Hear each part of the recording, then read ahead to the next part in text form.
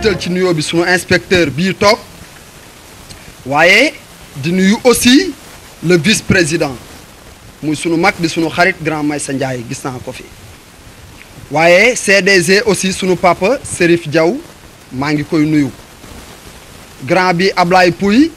maa ngi koy nuyu di nuyu ñi fi teew ñépp pour bañ a juum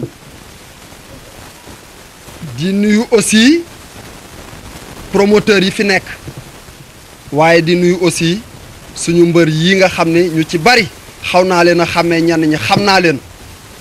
sama xarit a ngi noonu Tyson gin gineew tey nag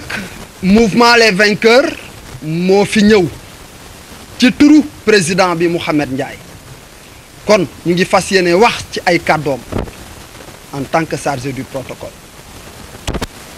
Mouhamed Ndiaye mooy président wu mouvement les vainqueurs mouvement les vainqueurs nag mouvement la bu juddu yàggul trop ndax ci janvier bi la juddu waaye diggante janvier ak léegi mu ngi juddu ci contexte mbas mi ñu ciy profito di ñaan yàlla ci mbas mi suñu borom teggil ñu ko ci nu mu gën a gaawee ba ñëpp delluwaat seen activité ñi ci loru aussi ñu ngi leen koy massaw ñi fi jóge ci loolu yàlla yërëm leen jéggal leen xaare leen àjjana di massaw ndax bu ñu nee lutteur ñoom ñi ñu ci bari am nañu ay xarit ak ay mbokk ak i am di jàmm yoo xam ne dañoo loru ci immigration clandestine yi nga xam ne moo fi jaar ci fan yi yëpp ñu di ko wax ñu ngi leen ci massawu ndax ñu nit am nañ ci ak njaboot bu ci kenn loroo rek di mbuur kon daa mel ni mbuur gépp a ñàkk kon nag ñu ngi ciy profitoo di leen massawu di jaale ñi ci loru di ñaan nit yu mel nii sunu borom dimbali ñu defal ñu tawféex defal ñu mucc ak xéewal yokk emploi bi comme nii ngeen koy waaje ba yu mel nii duma ni mu gëj mais mu bañatee am ci kaw loolu ma ñëw ci mouvement bi Mouhamed Ndiaye Mbour la dëkk école 3 c'est est fi la juddoo fii la yaroo fi la màgge fii la tàmbalee am njàngam ci école Omar Gueye muy école 3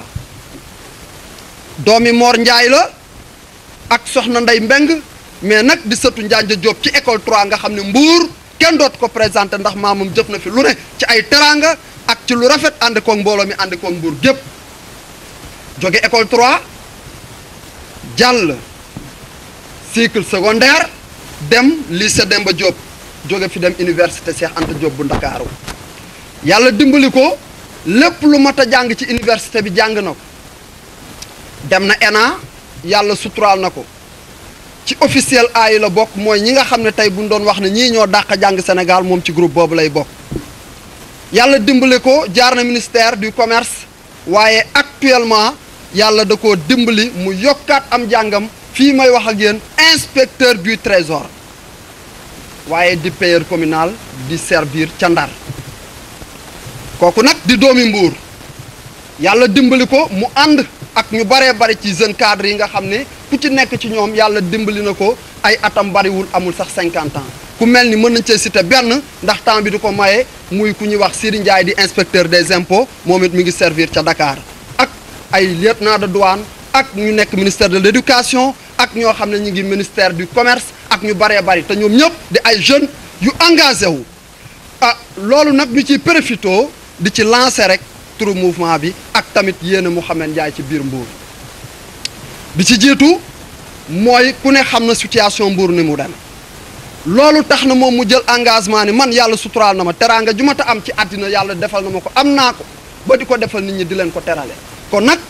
Mbour dama cee am cër dama cee am sama wàll loo xam ne sama cër la maa ko moom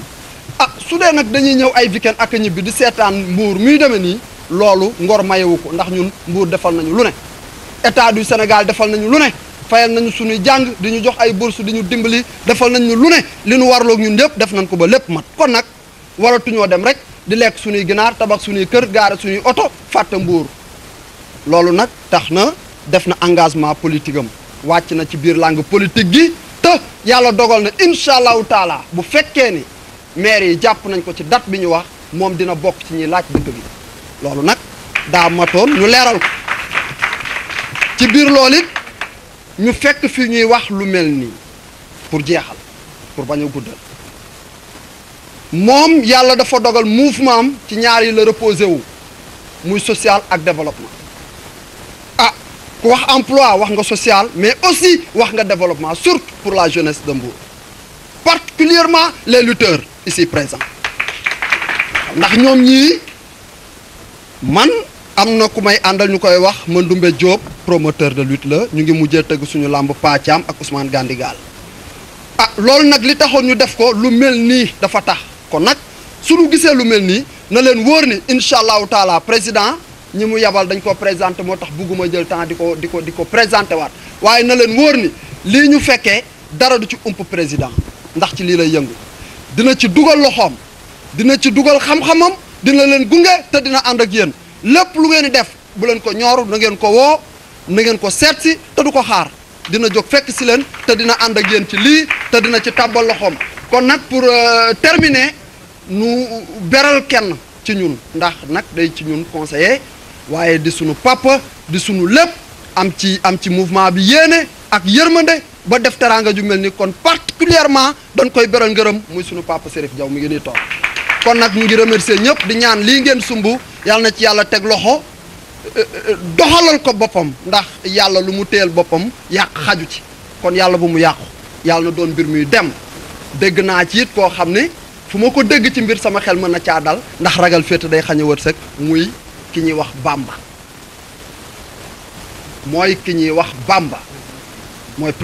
président bi kon nag wax ja jeex na asalaamualeykum wa rahmatullahi taala wa barakaatu jërë ngeen jëf wax ja jeex na